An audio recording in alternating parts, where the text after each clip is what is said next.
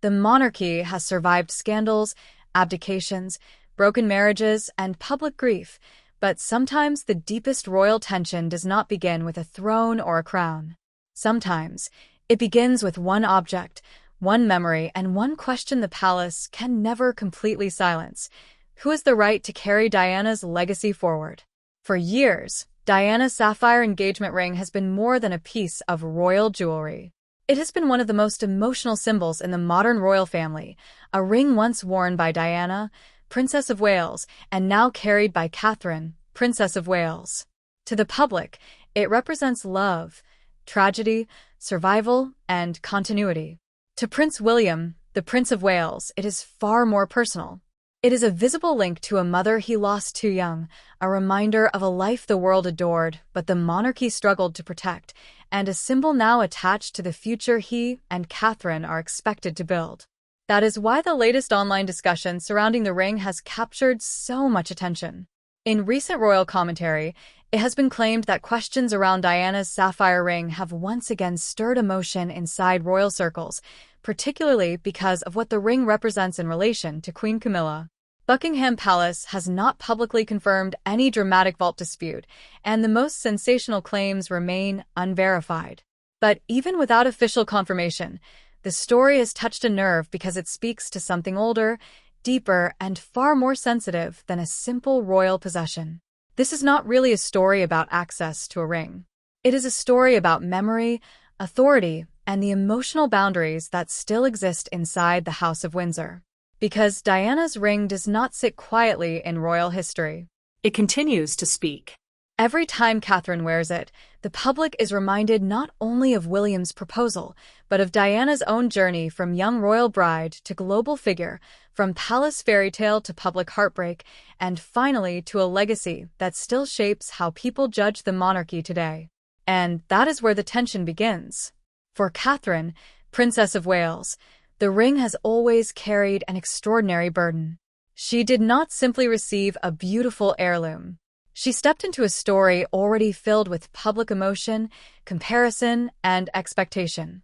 From the moment she began wearing it, Catherine was placed beside Diana in the public imagination, not because she asked for that comparison, but because the sapphire made it unavoidable. Every appearance, every gesture, every photograph of her hand became part of a much larger royal conversation. Could Catherine honor Diana's memory without being consumed by it? So far, many royal watchers believe she has done exactly that. Catherine has never appeared to use the ring as a performance. Instead, she has carried it with restraint, allowing it to remain connected to Diana while slowly giving it a new chapter of dignity, stability, and future monarchy.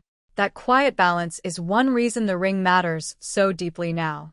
It has become part of Catherine's image, but it has never stopped belonging emotionally to Diana's story. Queen Camilla's position is far more complicated. As the wife of King Charles III, she holds one of the highest roles in the royal family.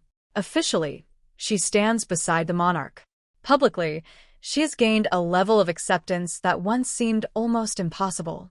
But emotionally, Diana's shadow has never fully disappeared.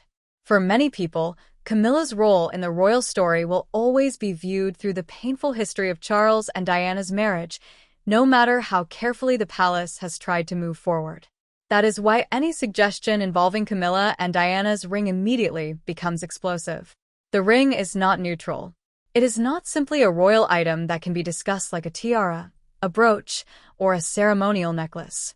To millions, it remains one of Diana's most personal symbols. And because of that, some royal observers believe there are certain emotional boundaries even royal rank cannot cross. But was this really about Queen Camilla herself, or was it about something larger inside the monarchy? Was the renewed focus on Diana's ring simply another wave of online speculation, or does it reveal how fragile the royal family's emotional architecture still is beneath the polished surface? Those questions matter because the monarchy does not only survive through rules. It survives through symbols. A balcony appearance can suggest unity. An empty seat can suggest distance. A tiara can suggest trust. A ring can suggest inheritance, loyalty, grief, and power all at once. And Diana's sapphire ring may be one of the few symbols left that the palace cannot fully manage, because its meaning does not come from palace protocol. It comes from public memory. Prince William understands that better than anyone. As the future king, he must think like an institution. But as Diana's son, he cannot separate the monarchy's future from the pain of its past. That conflict gives the story its emotional force. If reports and speculation around the ring have gained momentum, it is because people sense that William's protection of Diana's memory is not just personal. It may also be part of how he defines the monarchy he will one day inherit. For King Charles III, the situation is equally delicate. The king has spent decades trying to balance personal history with royal duty, and under his reign, Queen Camilla's position has become official, visible, and central. Yet Diana's memory remains one part of the royal story that cannot simply be absorbed into the present. It still belongs to the public, to her sons, and now, through the ring, to Catherine's carefully watched role as the next Princess of Wales. And this is why the sapphire continues to matter. It is not locked in the past. It is moving through the future. The deeper question is not whether one online claim is true or false. The deeper question is why the public is so ready to believe that Diana's ring could still create tension behind palace walls. Perhaps it is because people understand that some royal wounds never fully heal. They are simply dressed in better language, hidden behind ceremony, and carried forward through symbols that refuse to lose their power. So, as the story begins, the ring stands at the center of something much larger than jewelry. It connects Diana's pain, William's loyalty, Catherine's responsibility, Camilla's complicated acceptance, and Charles's lifelong struggle to reconcile past and present. And if palace observers are right, this renewed attention may not be about one object at all. It may be about who gets to shape Diana's legacy before the next reign begins. Because to understand why this ring still holds such emotional force, we have to look beyond the sapphire itself and into the quiet royal tensions that were building long before the public noticed. That quiet tension did not begin with the ring itself. It began with what the ring represents inside a monarchy that is trying to move forward while still carrying the emotional weight of everything it once failed to resolve. And that is why, for many royal watchers, the renewed attention around Diana's sapphire is not simply another wave of online speculation. It is a reminder that the House of Windsor's future is still being shaped by memories the palace cannot fully control. Inside any royal family, objects are rarely just objects. They carry rank, history, approval, and inheritance. A tiara can signal trust. A brooch can suggest continuity. A portrait can quietly restore someone's place in the story. But Diana's ring is different because its authority does not come from the crown.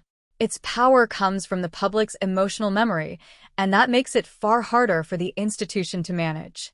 This is where the issue becomes more complicated. If reports and commentary around the ring have gained attention, it is because they seem to touch a much wider question about who protects the monarchy's emotional symbols as the older generation slowly gives way to the next. King Charles III is the reigning monarch, but William and Catherine increasingly represent the future face of the institution. Their choices, their silences, and even the objects associated with them are now read as signals of what the monarchy may become after Charles. For William, that future cannot be separated from Diana. Royal commentators have often noted that the Prince of Wales carries his mother's memory in a careful, controlled way. He does not constantly speak of it, and he rarely allows public emotion to overtake his role. But when Diana's legacy is brought into the conversation, especially through something as visible as the sapphire ring, the personal and institutional sides of William's identity begin to overlap. He is not only a son. He is a future king deciding what parts of the past should be protected from being softened, absorbed, or rewritten. And that raises a delicate question. Was the renewed focus on the ring really about Queen Camilla, or was it about William quietly defining the emotional limits of the next reign? That possibility is what gives the story its deeper weight. Camilla's position is official, but Diana's memory remains emotional. One belongs to the structure of monarchy. The other belongs to public feeling. And the monarchy has always understood that public feeling can become just as powerful as protocol when it attaches itself to the right symbol. This is why the sapphire remains so sensitive. It is one of the few royal objects that can instantly reopen the old divide between what the palace recognizes and what the public remembers. For Camilla, this creates a position that is almost impossible to fully escape. She has become queen. She has stood beside Charles through the most important moments of his reign. She has taken on duties, patronages, ceremonies, and the public visibility required of her role. Yet Diana's ring sits outside the usual logic of rank. It is not something that acceptance alone can touch. Some royal watchers believe that is why any story linking Camilla to the ring creates such a strong reaction, because it seems to test whether formal status can ever cross into Diana's most personal symbolic territory. But there is another layer many people miss. Catherine's role in this story is not passive. The Princess of Wales has become the living bridge between Diana's memory and the monarchy's future. She wears the ring, but she does not appear to compete with the woman who wore it first. She has allowed the sapphire to remain emotionally connected to Diana while slowly attaching it to a different image of royal womanhood, steadier, more private, more controlled, and more closely aligned with the future William is expected to lead. That balance matters because Catherine is not simply preserving Diana's memory for sentimental reasons. She is helping convert it into continuity. In a royal system that depends on public trust, continuity is not just about bloodline or ceremony. It is about whether people can believe that painful history has been understood, not erased. If Catherine carries the ring with care, then the monarchy gains something extremely valuable, a way to honor Diana without appearing trapped by the past. And yet, that same balance also makes the situation fragile. If the ring is treated too casually, it risks looking as though Diana's memory has been reduced to an accessory. If it is treated too dramatically, it risks reopening wounds the palace would rather keep quiet. If it is surrounded by speculation involving Camilla, it becomes even more sensitive because the public does not see the sapphire as neutral ground. It sees it as part of Diana's story, and Diana's story still has the power to divide opinion more than 25 years after her death. This is why the online claims, even unconfirmed ones, have gained such force. They seem to offer a simple emotional drama. William protecting Diana, Catherine honoring her, Camilla being kept outside the most sacred part of that legacy. But beneath that simple reading is something far more strategic. The monarchy is entering a period where emotional inheritance may matter almost as much as constitutional inheritance. The public is not only watching who receives titles, it is watching who receives trust. That trust is especially important now because William and Catherine are gradually becoming the monarchy's strongest symbols of stability. Their image depends on duty, restraint, family, and a sense of moral seriousness. Diana's ring strengthens that image, but it also complicates it. It reminds people that the future king's legitimacy is not built only on tradition. It is also built on the public's belief that he understands the emotional failures of the past and will not repeat them. For Charles, that creates a different kind of pressure. His reign is not only about his own service or his own modernization of the crown. It is also about how gracefully he prepares the ground for William. And if Diana's memory remains one of the most powerful emotional forces surrounding that transition, then every symbolic issue connected to her becomes part of a larger question. Can the monarchy move forward without appearing to silence the woman whose legacy still defines so much of its modern image?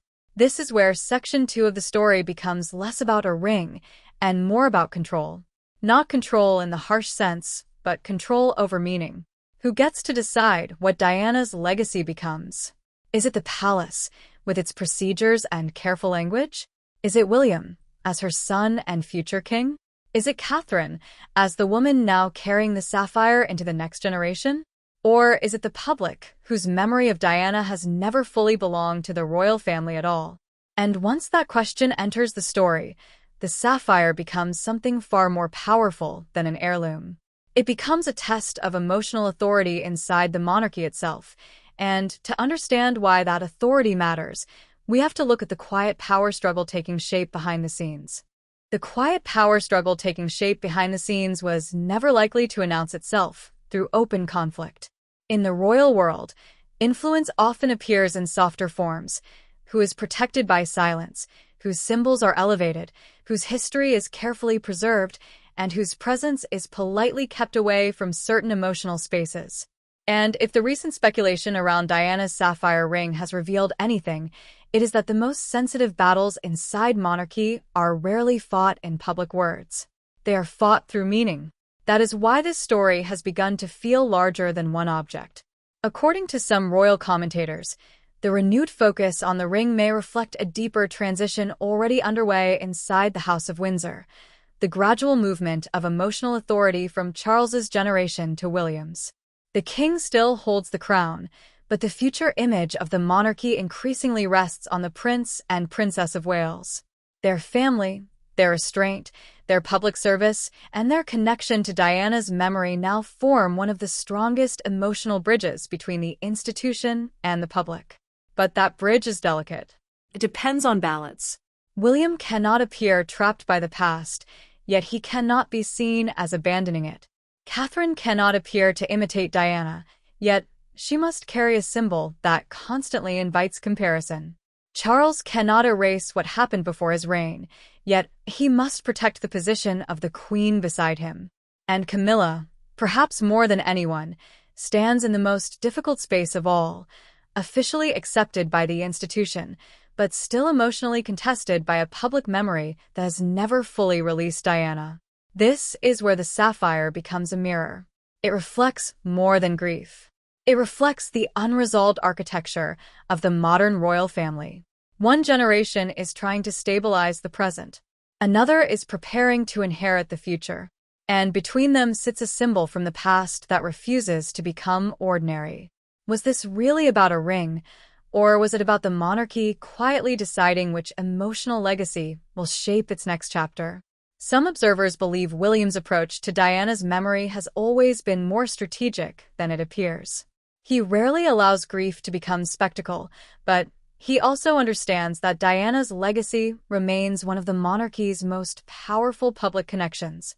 She represented warmth, vulnerability, and emotional accessibility at a time when the institution often seemed distant. For William, protecting that legacy may not simply be personal devotion. It may also be part of his future royal identity, a way of showing that his monarchy will remember the human cost of the past while offering a more stable version of duty.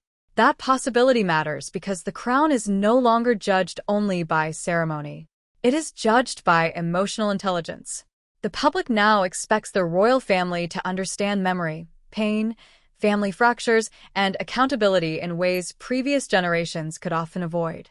Diana changed that expectation permanently. She made emotion part of royal power, and even decades later, the institution is still learning how to live with the consequences. This may be why Catherine's position has become so important. She does not need to speak publicly about the ring for its meaning to shift. Her careful use of it, her composed public image, and her role as William's partner allow the sapphire to move from tragedy toward continuity without losing its original emotional weight. In that sense, the Princess of Wales does something the palace itself could never fully do. She gives Diana's memory a future without trying to control it. But there is a contradiction at the center of that success. The more Catherine strengthens the ring's connection to the future monarchy, the more clearly it separates Diana's legacy from Camilla's role. That does not mean Camilla is being pushed out of the institution. Her position beside Charles is secure in constitutional and ceremonial terms. But emotionally, the sapphire belongs to a different royal line, one that moves from Diana to William to Catherine, and eventually to the future image of the monarchy their children may inherit. That emotional line is what makes the speculation so sensitive. It suggests that some symbols cannot be merged simply because the family structure has changed. Royal history may try to smooth difficult chapters into one continuous story, but the public does not always accept that smoothing. People remember who suffered, who endured, who was blamed, and who was loved. And when a symbol as powerful as Diana's ring returns to public conversation, those memories come back with it. For Charles, this creates an almost impossible balancing act. The king has spent years trying to bring Camilla into the center of royal life with dignity and stability. That effort has required patience, public service, and careful institutional support. Yet every time Diana's memory becomes the central emotional force in a royal story, the old comparison returns. Not always loudly, not always cruelly, but persistently. And the palace knows that persistence can shape public perception more strongly than any official statement. This is why the reported tension, even if unconfirmed, has become meaningful. It speaks to a question the monarchy may not want to ask openly. Can Charles's reign fully settle the past before William's begins? Or will the unresolved emotional history of Diana, Charles, and Camilla continue to influence how the public receives the next royal transition? Royal watchers have speculated that William's future reign may be defined by a different emotional code, less visibly conflicted than his father's story, more family-centered, more protective of Catherine, more careful about the symbols connected to his mother. If that interpretation is correct, then the sapphire ring is not merely a sentimental object within the family. It becomes a signpost for a broader royal shift, one in which Diana's memory is not buried beneath protocol but quietly integrated into the identity of the future crown. And yet, that creates risk. If William is seen as protecting Diana too strongly, some may accuse him of reopening old wounds. If he appears too neutral, others may feel he has allowed the palace to dilute her legacy. If Catherine carries the ring too prominently, comparisons intensify. If she avoids it too much, questions begin again. Every option carries meaning, and every meaning can be interpreted through loyalty, grief, power, or strategy. That is the pressure of royal symbolism. It never stays still. The sapphire's renewed prominence also raises a deeper question about public ownership. Diana's memory does not belong only to her sons or to the palace. It also belongs emotionally to millions who felt they watched her suffer and survive in real time. This is why stories about her ring spread so quickly. They do not simply inform the public. They invite the public to judge the monarchy again, to revisit old loyalties, and to decide whether the institution has truly learned from the woman it once struggled to understand. And if the palace is watching this conversation, as it almost certainly would watch any story involving Diana, William, Catherine, and Camilla, then it may be seeing something more serious than internet speculation. It may be seeing a warning that the symbols of the past are becoming central to the politics of the future. Because the real question is no longer whether every claim surrounding the sapphire can be verified. The real question is why the claim feels believable to so many people, and what that says about the emotional fault lines still running beneath the royal family. And once that possibility entered the conversation, the situation moved into far more dangerous territory, because the next development was not only about Diana's legacy. It was about who understood the consequences before everyone else did. And that was where the story began to change shape, because the person who understood the consequences first may not have been the person at the center of the rumor. It may have been the institution itself. The palace has survived enough storms to know that certain stories disappear quickly, while others attach themselves to something much deeper. A passing claim can be denied or ignored, but a claim wrapped around Diana's memory does not behave like ordinary speculation. It travels through emotion before it ever reaches evidence, and by the time officials understand its force, the public has often already decided what the story means. That is why the renewed discussion around the sapphire would have mattered even if no private confrontation ever took place. Buckingham Palace has not publicly confirmed the most dramatic claims, and it remains unverified whether any formal dispute ever unfolded behind closed doors. But the monarchy's problem is larger than confirmation. The problem is interpretation.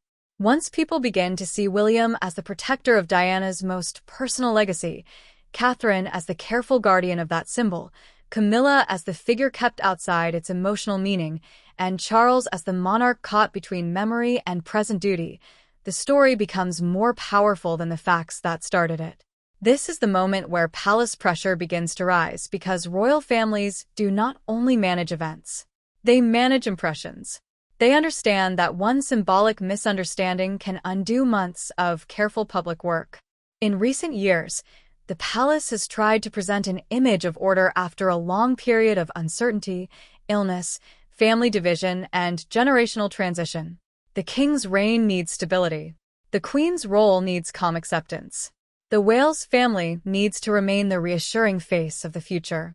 Yet Diana's Sapphire has the rare ability to disturb all of those lines at once, because it connects the past, present, and future in a way no official statement can fully soften. For William, that creates both opportunity and danger. Some royal watchers believe that any perception of him defending Diana's memory would strengthen his public image, because it aligns with the emotional story many people already believe about him. The son who grew up under the weight of public grief and now stands as the future king with a clearer sense of what must be protected. But there is another side to that interpretation.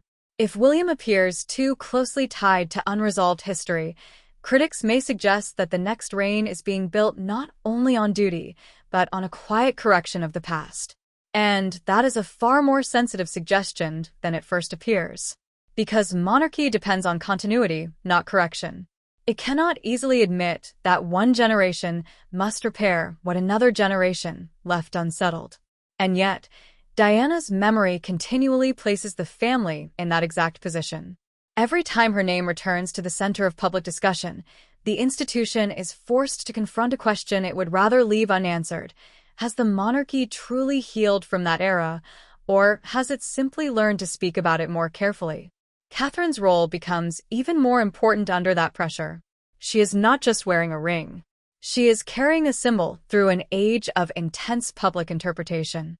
If she appears too emotional, the comparison to Diana deepens. If she appears too distant, the warmth of the symbol fades. If the palace uses her connection to the ring too openly, it risks looking calculated. If it hides that connection, it risks seeming uncomfortable with the legacy Diana left behind. Catherine's strength has always been that she allows the symbolism to breathe without turning it into performance, but even that restraint becomes harder to maintain when speculation begins shaping the public conversation around her. For Camilla, the escalation is more difficult because it touches the one area where ceremony cannot fully protect her. Her position beside Charles is official, but Diana's emotional symbols belong to a different kind of authority. They belong to public memory, and public memory does not always obey royal settlement. According to some commentators, this is why any story placing Camilla near the Sapphire becomes instantly sensitive. It is not because of one item of jewelry. It is because the public reads that imagined proximity as a test of whether the present can reach into Diana's most protected space. That is where the turning point begins to emerge. The speculation is not only about whether Camilla was denied something. It is about whether the public still believes there are limits to what reconciliation can include. A family may move forward. A monarchy may formalize roles. A queen may stand beside a king. But the emotional inheritance left by Diana may still contain boundaries that no coronation, title, or palace strategy can erase. And if that is true, then the Sapphire is not simply a symbol of remembrance. It becomes a line the public itself continues to guard. Charles is the figure most exposed by that line. His reign has required the country to accept a new reality, one in which Camilla is no longer outside the institution, but inside its highest circle. Much of that transition has been handled with care, patience, and discipline. But Diana's memory remains the one force capable of complicating that acceptance without warning. The king can project stability, but he cannot make the public forget the emotional story that shaped his path to the throne. He can protect Camilla's dignity, but he cannot demand that Diana's symbols be emotionally shared in the same way royal duties are shared. And if the palace was watching this closely, what did it see? Perhaps it saw that silence can protect against rumor, but it cannot always control meaning. A denial might make the story louder. A statement might invite new questions. An attempt to correct speculation might appear defensive. Yet doing nothing allows the public to fill the silence with its own interpretation. That is the difficulty of modern monarchy.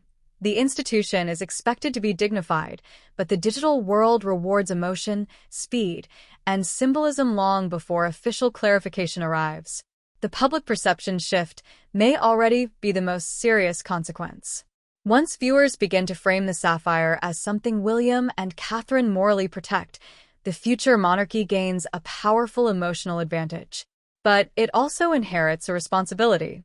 If the next reign becomes closely associated with Diana's memory, then William and Catherine will be expected to embody the lessons people believe the royal family should have learned from her life. Compassion without chaos, strength without coldness, duty without emotional neglect. That is a heavy expectation to place on any future king and queen. At the same time, this could deepen the divide between official royal progress and emotional public loyalty. The palace may want the Charles and Camilla story to be viewed as settled, dignified, and accepted. But the Sapphire discussion shows that settlement in protocol does not always equal settlement in the public heart. Some royal observers may see this as unfair to Camilla, who has spent years performing royal service under difficult scrutiny. Others may see it as the unavoidable consequence of history. Either way, the lesson is clear. The monarchy cannot choose which memories the public keeps alive.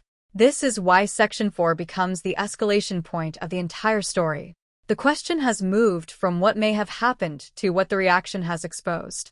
It has exposed the fragility of symbols. It has exposed the different emotional rules applied to William, Catherine, Charles, and Camilla. It has exposed the reality that succession is not only a constitutional process, but an emotional transfer of trust. And it has shown that Diana's memory may still be one of the strongest forces shaping that transfer. So the reported controversy, whether fully accurate or not, has already done something important. It has reminded the palace that the next chapter of monarchy will not be judged only by how smoothly power moves from one generation to another. It will be judged by what that generation chooses to protect, what it chooses to leave behind, and what it refuses to let be rewritten.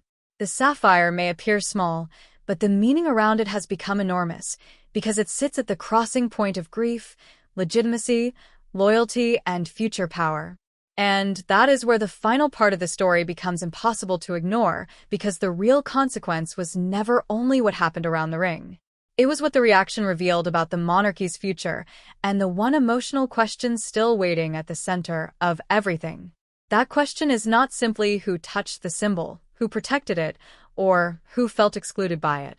The real question is what Diana's Sapphire now represents in a monarchy preparing for its next great transformation. Because by this stage, the story is no longer held inside one ring, one rumor, or one round of royal commentary.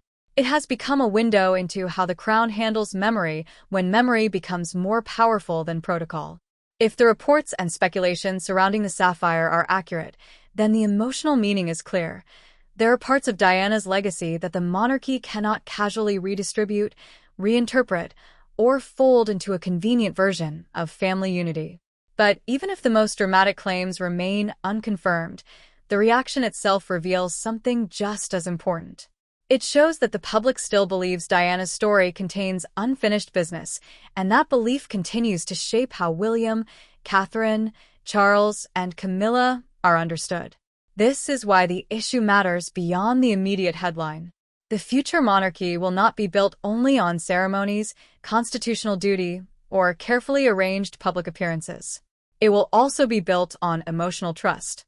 Viewers, supporters, critics, and royal observers are now watching for signs that the next generation understands what the previous generation could not always express.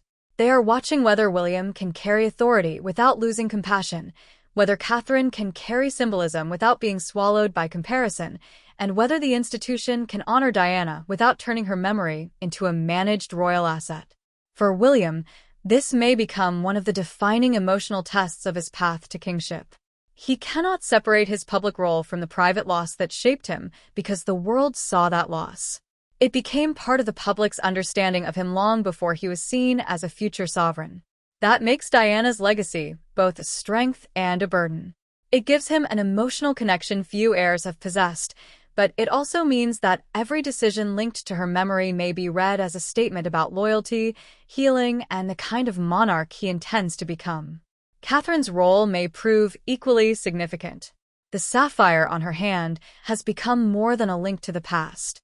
It has become part of the future monarchy's visual identity. Yet what makes Catherine's position powerful is not possession, but restraint. She has not tried to transform Diana's ring into a personal triumph. She has allowed it to remain tender, careful, and slightly untouchable, which may be why the public has gradually accepted her as a guardian of that legacy rather than a replacement for the woman who first wore it. That distinction could matter greatly in the years ahead. As William and Catherine move closer to the center of royal power, the monarchy will need symbols that feel both historic and emotionally credible. The ring offers exactly that, but only if its meaning remains protected from overuse, rivalry, or careless interpretation. If it becomes too politicized, it risks losing the quiet dignity that made it powerful. If it is treated as ordinary jewelry, it risks insulting the memory attached to it. The future challenge will be knowing when to let the symbol speak and when to keep it still. For Charles, the broader meaning is more complicated. His reign carries the responsibility of stability, but it also carries the unresolved emotional shadow of the past. No official role, no coronation ceremony, and no palace statement can completely remove the public memory of Diana from the story of his life. That does not mean the king cannot lead with dignity, or that Camilla's role beside him is not established. But it does mean that certain symbols will always remind the public of the emotional cost behind the modern monarchy. And for Camilla, this story shows the limit of acceptance. She may be secure in rank, visible in duty, and recognized within the royal structure, but there are some emotional spaces where public feeling moves more slowly than palace reality. Diana's Sapphire appears to be one of those spaces. Some royal watchers may see that as unfair. Others may see it as inevitable. But either way, the lesson is the same. Monarchy is not only about what titles permit. It is also about what memory allows. That is why the public response is so revealing. People are not only reacting to an object, they are reacting to what they believe the object protects. Diana represented vulnerability inside an institution known for control. She represented warmth inside a system built on distance. She represented a kind of emotional honesty that changed what people expected from the royal family. So when a story suggests that her most famous symbol is being guarded, restricted, or emotionally defended, many viewers instinctively understand it as something larger than palace administration. This is where the historical significance begins to appear. The monarchy has always survived by adapting without appearing to break. It absorbs change slowly, dresses conflict in ceremony, and turns private transitions into public continuity. But Diana changed the terms of that survival. She made the royal family emotionally accountable to the public in ways it had never fully been before. Now, through William and Catherine, her legacy may be shaping not only how the past is remembered, but how the future crown defines itself. The long-term consequence may be subtle, but powerful. William's future monarchy may not openly challenge his father's reign, but it may carry a different emotional tone. It may place greater emphasis on family steadiness, visible compassion, protective boundaries, and a more careful relationship with public feeling. Catherine's presence strengthens that possibility because she offers continuity without chaos, elegance without coldness, and connection to Diana without open rivalry. Together, they may become the bridge between the monarchy's old discipline and its newer emotional demands. But that bridge will need careful handling. If the palace leans too heavily into Diana's memory, it risks appearing to use her. If it avoids her too much, it risks appearing to erase her. If it allows speculation to define the story, it loses authority. If it responds too forcefully, it gives the rumors more power. This is the delicate royal calculation at the center of everything: how to protect a legacy that belongs to the family, the institution, and the public all at once. So in the end, the Sapphire story matters because it reveals the monarchy's most sensitive truth. The crown can control titles, ceremonies, access, and official language, but it cannot fully control emotional inheritance.